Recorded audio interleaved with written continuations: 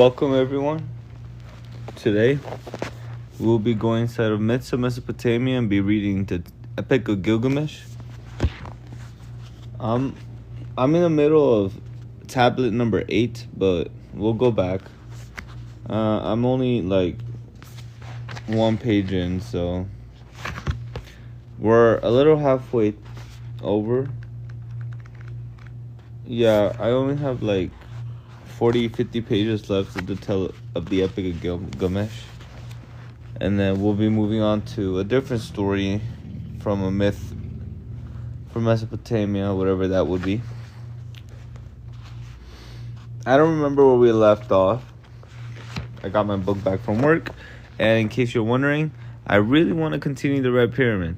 I actually like it now, but it's still a 3 out of 5. But I am enjoying that story, but I actually left it at work again. But so I like traded books. But we're gonna continue the Epic of Gilgamesh. I remember he's on a journey, right? And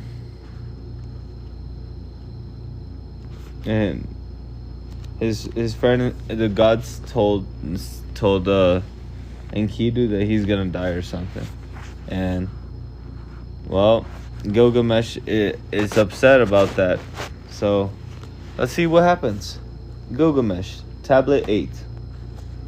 When the first light of dawn appeared, Gilgamesh said to his friend, Enkidu, my friend, your mother a gazelle and your father a wild donkey sired you. Their milk was from onagers, and they reared you. And cattle made you familiar with all the pastures. Enkidu's path led to the pine forest. They shall weep for you night and day, never fall silent. Weep for you, the elders of the broad city of Uruk the sheepfold. The summit will bless us after our death. They shall weep for you, the blank of the mountains. They shall mourn the open country as if it were your father, the field as if it were your mother. They shall weep for you, myrtle, cypress, and pine, in the midst of which we armed ourselves in our fury. They shall weep for you, the bear, hyena, leopard, tiger, stag, cheetah, lion, wild bulls, deer, mountain goat, cattle, and other wild beasts of open country. It shall weep for you, the holy river of Ulaya, along whose bank we used to walk so proudly. It shall weep for you, the pure Euphrates, with whose water and water skins we used to refresh ourselves.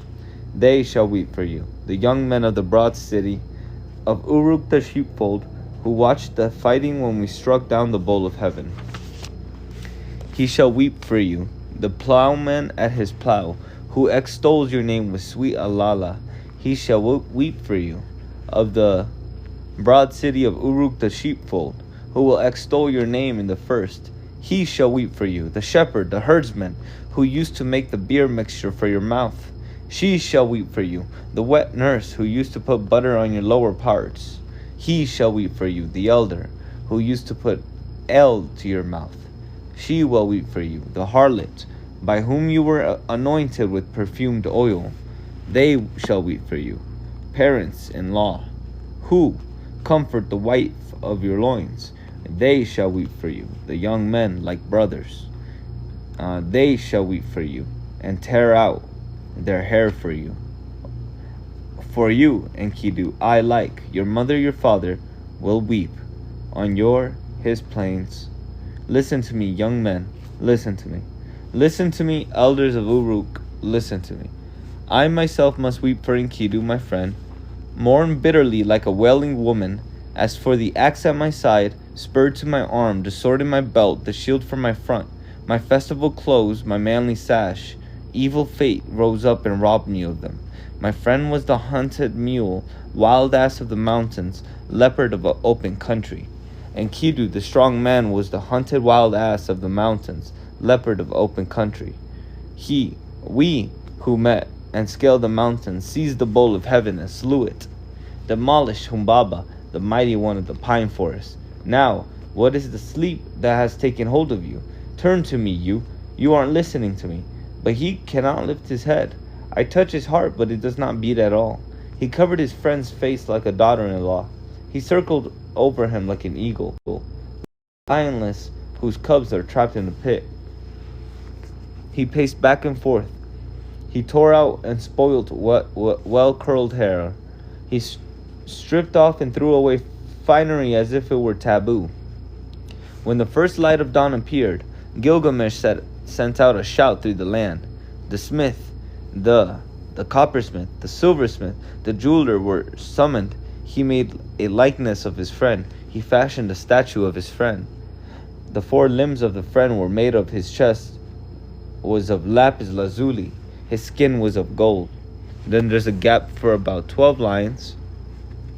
It will lay you to rest on a bed of loving care, and it will let you stay in a restful dwelling, a dwelling of the left. The earth will kiss your feet. I will make the people of Uruk weep for you. I will proud people with sorrow for you, and I myself will neglect the appearance after your death. Clad only in a lion's skin, I will roam the open country. When the first light of dawn appeared, Gilgamesh arose and went to his treasury. He undid his fastenings and looked at the treasure.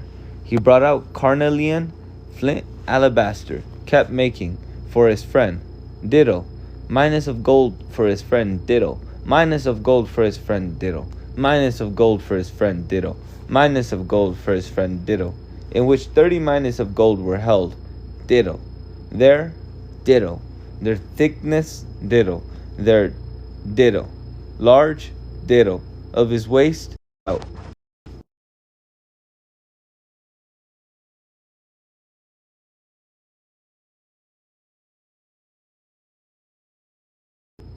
Ditto is a Pokemon.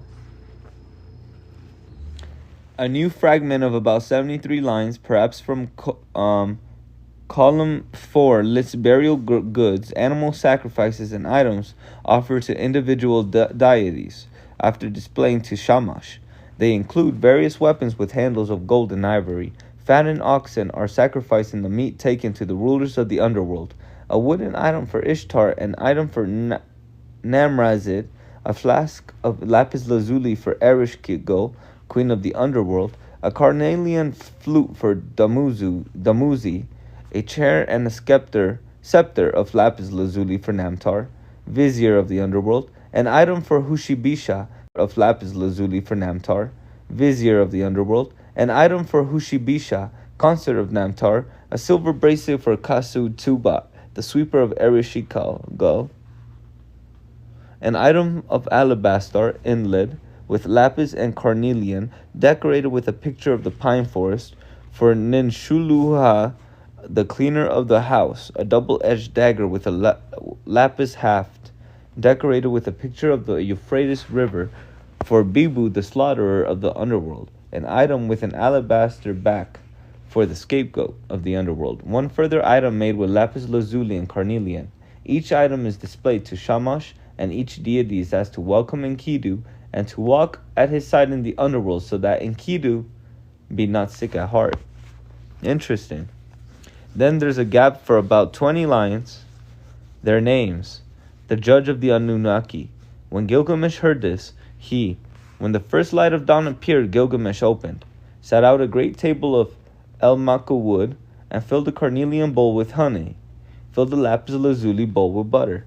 He decorated and displayed it to Shamash. Then there's a gap of 1 line to end of column. Then there's a gap of about to 45 lines for column 6. I'm in tablet 9, so tablet 9 now, of the Epic of Gilgamesh. Very fun, very fun. Not a bad story. I wonder what other stories. I hope we can learn about these gods and deities in this book, because I don't really know them. And it's a little annoying hearing about these gods when I don't really know who they are. It's okay. I'll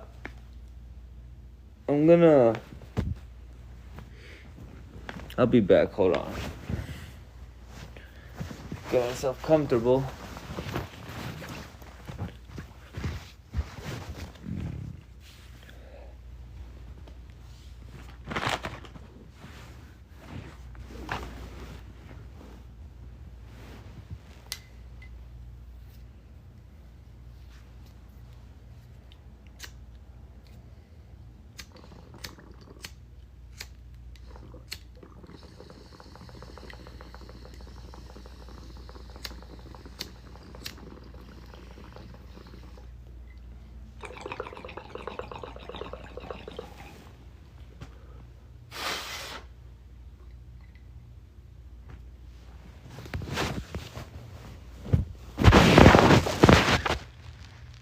let's continue.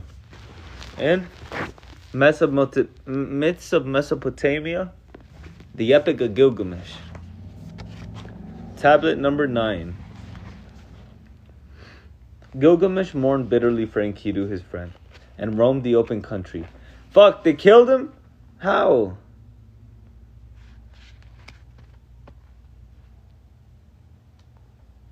Wow.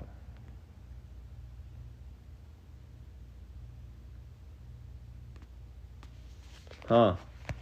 It doesn't say how. It could be, because, like, the tablet is broken, so, it could be it could just be lost in history. And roamed open country. Shall I die too? Am I not like Enkidu? Grief has entered my innermost being. I am afraid of death, and so I roam open country. I shall take the road and go quickly to see Upnafitism, son of Ubaratutu. When I reached the mountain passes at night, I saw lions and was afraid. I raised my head, I prayed to Sin. My prayers went to Sin, the light of the gods. Keep me safe. He went to sleep and awoke on a dream, and was glad to be alive. He took up an axe to his side, drew the sword from his belt. Like an arrow he fell among them. Struck, shattered the then of midday, he threw down, he carved out the name of the first, the name of the second. 6 lines fragmentary, then about 7 lines missing. The name of the mountain is Mashu. When he reached the mountain Mashu, which daily guards the coming out of Shamash, their upper parts touch the sky's foundation. Below, their breasts reach Aralu. They guard its gate, scorpion men, whose aura is frightful and whose glance is death. Their terrifying mantles of radiance drape the mountains. They guard the sun at dawn and dusk. Gilgamesh looked at them, and fear and terror clouded his face. He took the initiative and gestured to them in meeting. A scorpion man shouted to his woman, "Someone has come to us. His body is the flesh of gods." The scorpion man's woman answered him, "2/3 of him is divine, and 1/3 of him is mortal." The scorpion man, the male, addressed his words to Gilgamesh, the flesh of the gods. "Who are you that comes to us on a distant journey? To my presence, whose crossing is difficult. Let me learn your place. Let me learn your..." Then there's a gap of about 12 lines. This is what Anne Frank had to see every day. Then there's a gap of 2 lines. I don't know what that comment was. I don't know what that means. Concerning Ut-Nafitism, my father, who stood in the gods' assembly and sought out eternal life, death and life, the scorpion man made his voice heard and spoke. He said to Gilgamesh, "It is impossible, Gilgamesh. Nobody has passed through the mountain's inaccessible tract for even 12 leagues. The darkness is too dense. There is no light. To the dawn, to the dusk, they sent out. 5 lines fragmentary, then 16 lines missing. Then there's a gap of about 18 lines.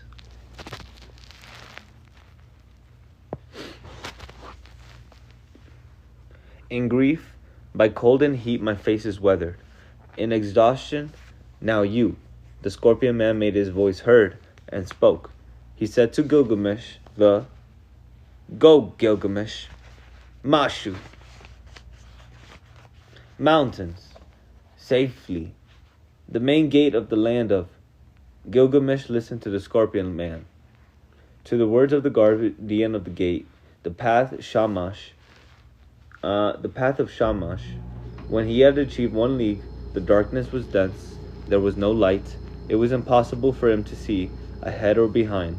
When he had achieved 2 leagues, then there's a gap of about 8 lines. When he had achieved 4 leagues, he hurried on. The darkness was still dense. There was no light. It was impossible for him to see ahead or behind. When he had achieved 5 leagues, he hurried on. The darkness was still dense. There was no light. It was impossible for him to see ahead or behind. When he had achieved 6 leagues, he hurried on. The darkness was still dense. There was no light. It was impossible for him to see ahead or behind. When he had achieved 7 leagues, he hurried on. The darkness was still dense. There was no light. It was impossible for him to see ahead or behind. When he had achieved 8 leagues, he hurried on.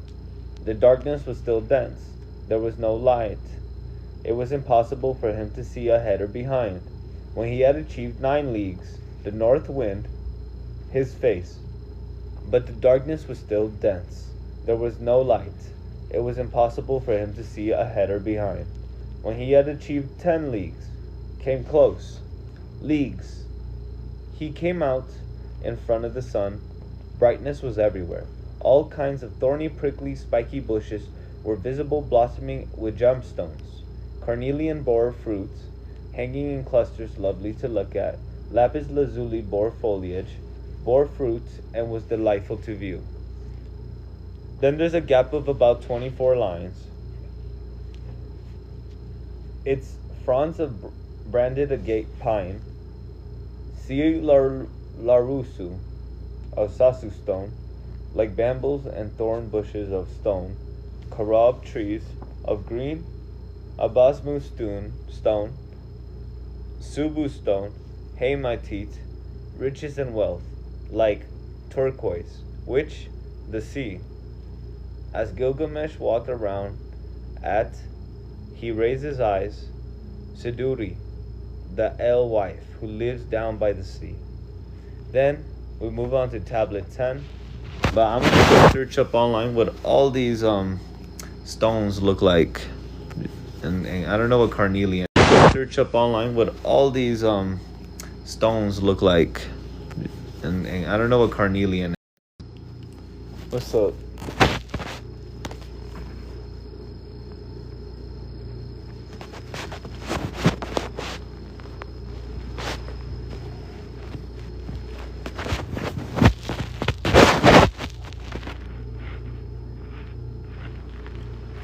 We're gonna read tablet 10. Siduri, the alewife who lives by the sea, lives in vat stands are made for her. Fermentation vats are made for her. Covered by a covering end, Gilgamesh was pacing around and, clad only in a lion's skin, he had the flesh of gods upon his body, but grief was in his innermost being. His face was like that of a long-distance traveler. The alewife looked at him from a distance. She pondered in her heart and spoke a word. To herself, as she advised herself, perhaps this man is an assassin. Is he going somewhere in the inn? The alewife looked at him and locked her door. She locked her door, locked it with a bolt. Then he, Gilgamesh, noticed, raised his chin, and Gilgamesh spoke to her, to the alewife.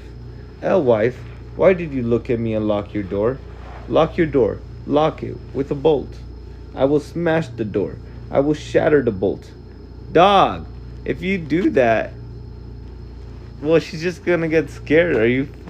Are you insane? Bro, what? Dude, just move on to your journey.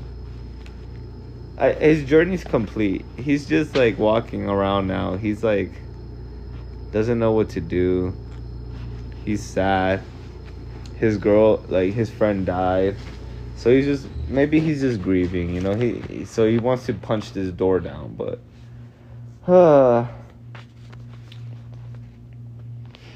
what a crazy line.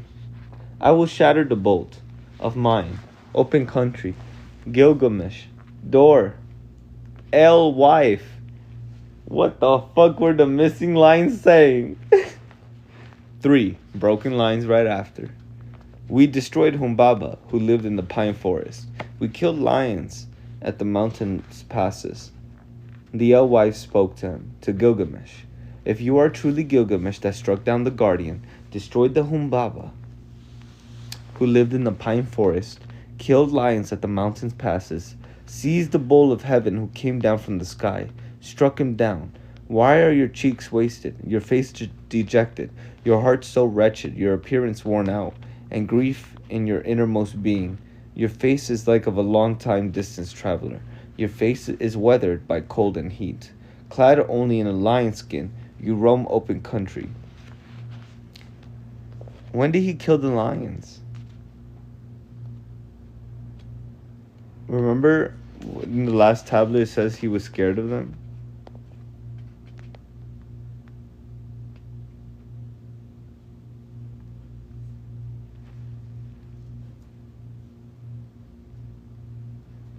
Huh, interesting. Gilgamesh spoke to her, to Siduri the alewife.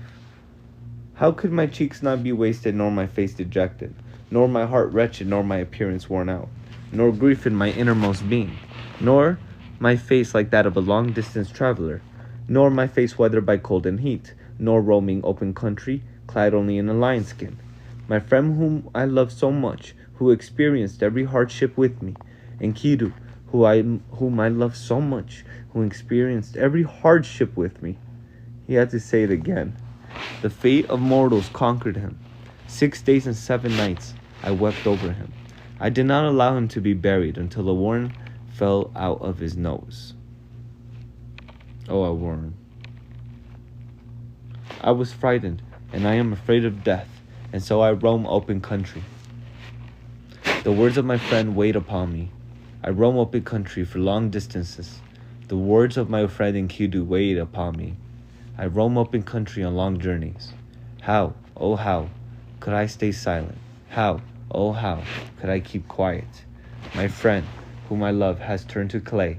Enkidu, my friend, whom I love, has turned to clay. Am I not like him? Must I lie down too, never to rise ever again? Gilgamesh spoke to her, to the alewife. Now, alewife, which is the way to Utnafitism? Give me directions, whatever they are. Give me directions. If it is possible, I shall cross the sea. If it is impossible, I shall roam open country again. The alewife spoke to him, to Gilgamesh. There has never been a fairy of any kind, Gilgamesh, and nobody from time immemorial has crossed the sea. Shamash the warrior is the only one who has crossed the sea. Apart from Shamash, nobody has crossed the sea. The crossing is difficult, the way of it very difficult, and in between are lethal waters which bar the way ahead. Wherever then could you cross the sea, Gilgamesh? And once you reach the lethal waters, what would you do? Yet there is, Gilgamesh, a boatman of Napishtim Shanabi. He, the things of stone, identify him, will be trimming a young pine in the forest. Go and let him see your face. If it is possible, cross with him. If it is impossible, retreat back. When Gilgamesh heard this, he took up an axe to his side, drew the sword from his belt, stole up and drove them off. Like an arrow he fell among them. In the midst of the forest the noise resounded. Shanabi looked and drew his sword, took up an axe and crept up on him.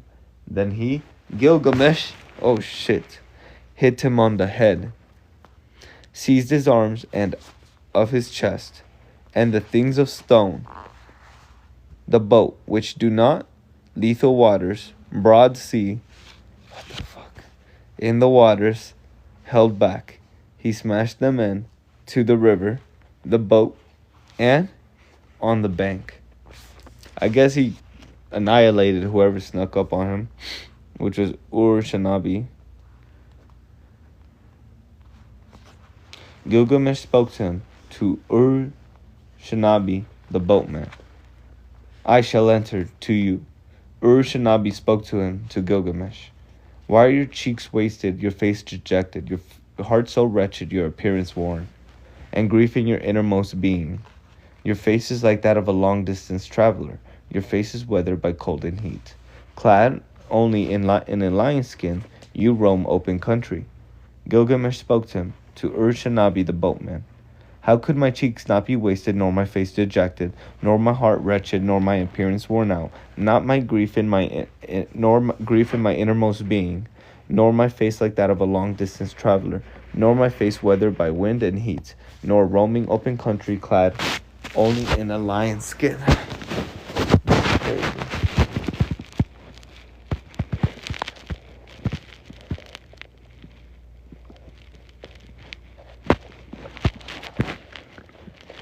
My friend was the hunted mule, wild ass of the mountain, leopard of open country. And Kidu, my friend, was the hunted mule, wild ass of the mountain, leopard of open country. Wow, he really liked his friend. I'm sad.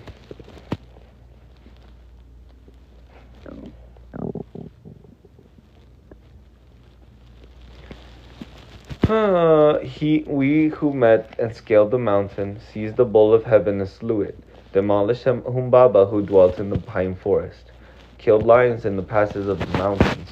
My friend whom I love so much, who experienced every hardship with me, and Kidu, my friend whom I love so much, who experienced every hardship with me. The fate of mortals conquered him. For 6 days and 7 nights I wept over him. I did not allow him to be buried until a worm fell out of his nose. I am frightened and I am afraid of death, and so I roam open country. The words of my friend weigh upon me. I roam open country for long distances. The winds of Enkidu, my friend, weigh upon me. Words. I roam open country on long journeys. How, oh how, could I stay silent? How, oh how, could I keep quiet? My friend whom I love has turned to clay, and Kidu, my friend whom I love, has turned to clay. Am I not like him? Must I lie down too, never to rise ever again? Gilgamesh spoke to him, to Ur-Shanabi the boatman. Now, Ur-Shanabi, which is the way to Nafishtim? Give me directions. Whatever they are, give me directions. If it is possible, I shall cross the sea. If it is impossible, I shall roam open country again. Ur-Shanabi spoke to him, to Gilgamesh. Your own hands, Gilgamesh, have hindered. You have smashed the things of stone. You have. And the things of stone are smashed and their strings are pulled out. Take up an axe, Gilgamesh, to your side. Go down to the forest, cut 300 poles, each 30 meters long, trim them and put knobs on them, and bring them to me at the boat. When Gilgamesh heard this, he took up an axe to his side, drew a sword from his belt, went down to the forest and cut 300 poles, each 30 meters long. He trimmed them and put knobs on them. He brought them to Ur-Shanabi at the boat, and Gilgamesh and Ur-Shanabi embarked in the boats. They cast off the Magilu boat and sailed away. After a journey of a new moon and a full moon, on the third day, Ur-Shanabi reached the lethal waters. Ur-Shanabi spoke to him, to Gilgamesh. Stay clear, Gilgamesh. Take one pull at a time. Don't let the lethal water wet your hand. Hold the knob. Take a second, a third, then a fourth pull, Gilgamesh. Take a fifth, a sixth, then a seventh pull, Gilgamesh. Take an eighth, a ninth, and then a 10th gold, Gilgamesh. Take an 11th, a 12th, Gilgamesh, within 720 meters. Gilgamesh had used up the poles. Then he undid his belt. Gilgamesh stripped himself. With his arms he lifted up the thwart. Upnapishtim was looking on from a distance, pondered and spoke to himself, took counsel with himself. Why are the things of stone broken, and the wrong gear aboard? Surely it can't be my man coming on, and on the right. I am looking, but I can't make it out. I am looking. A gap of about 20 lines. Upnapishtim spoke to him, to Gilgamesh. Why are your cheeks wasted, your face dejected, your heart so wretched, your appearance worn out, and grief in your innermost being? Your face is like that of a long-distance traveler. Your face is weathered by old and heat. Cold, clad only in a lion's skin, you roam open country. Gilgamesh spoke to Upnapishtim. How would my cheeks not be wasted, nor my face dejected, nor my heart wretched, nor my appearance worn out, nor grief in my innermost being, nor my face like that of a long-distance traveler, nor my face weathered by cold and heat, nor roaming open country, clad only in a lion's skin? My friend was the hunted mule, wild ass of the mountain, leopard of open country. And Kidu, my friend, was the hunted mule, wild ass of the mountain, leopard of open country. We who met and scaled the mountain, seized the bowl of heaven and slew it, demolished the Humbaba who dwelt at the pine forest, killed lions at the passes of the mountains. My friend, whom I love so much, who experienced every hardship with me, and Kudu, my friend, who I love so much, who experienced every hardship with me. The fates of mortals conquered him. For 6 days and 7 nights I wept over him. I did not allow him to be buried until a worm fell out of his nose. I was frightened. I am afraid of death, and so I roam open country.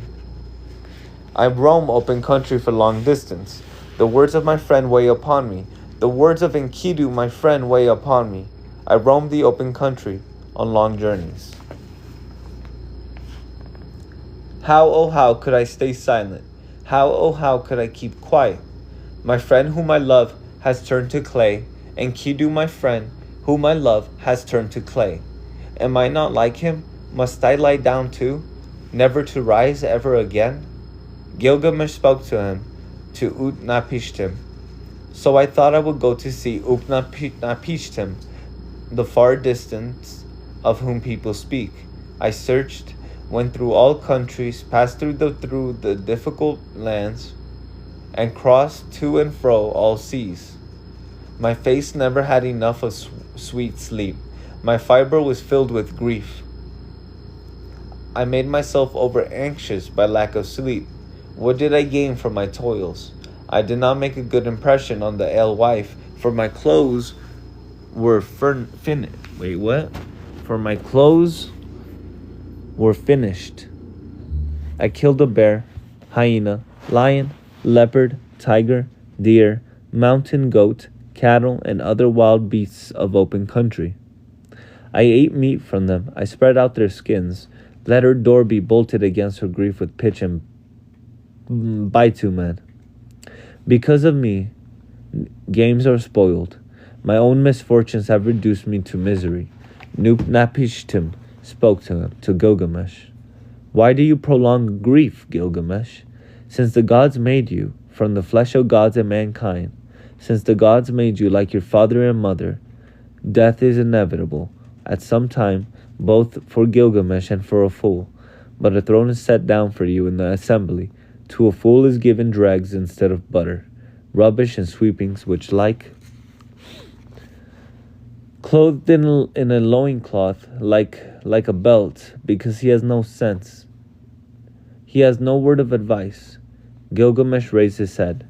2 broken lions, Sin and Bel, are manifest, and the gods, untiring from the front of, and for you, plan, and your partnership.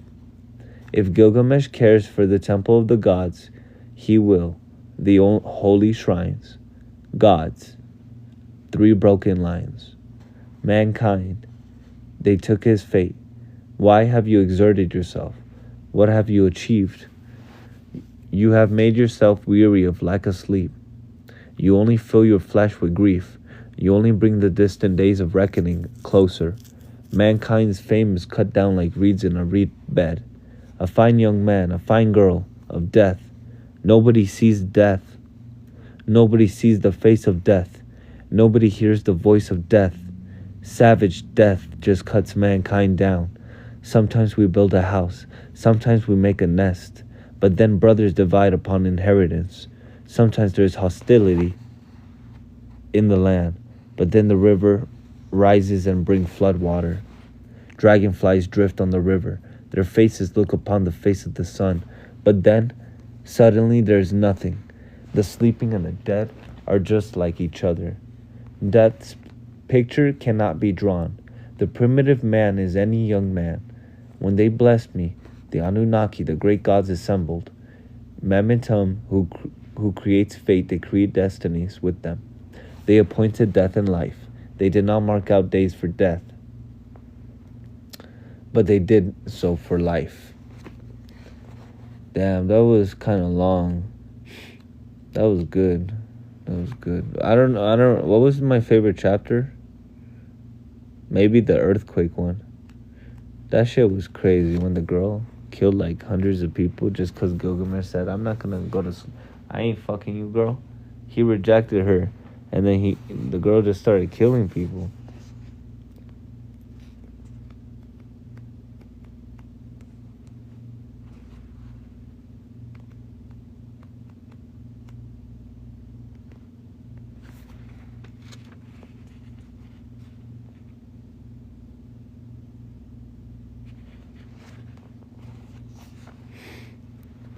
Man.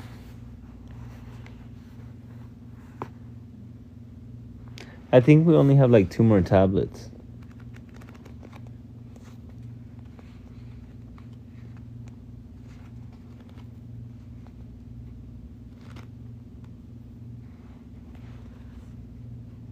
Let's read a little bit of the past.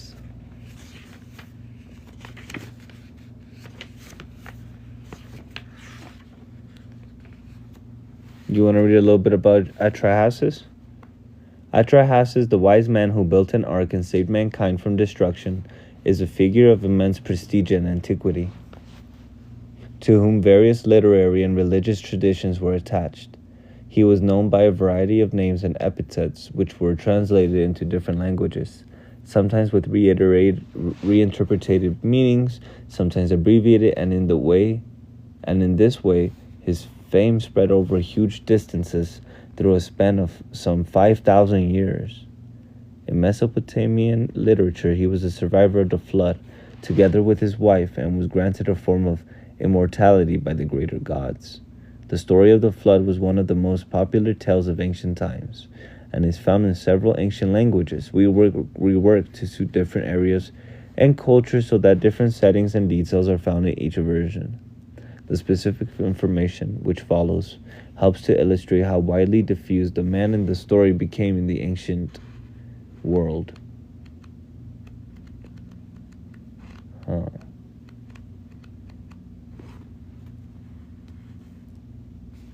Let me grab a glass of water.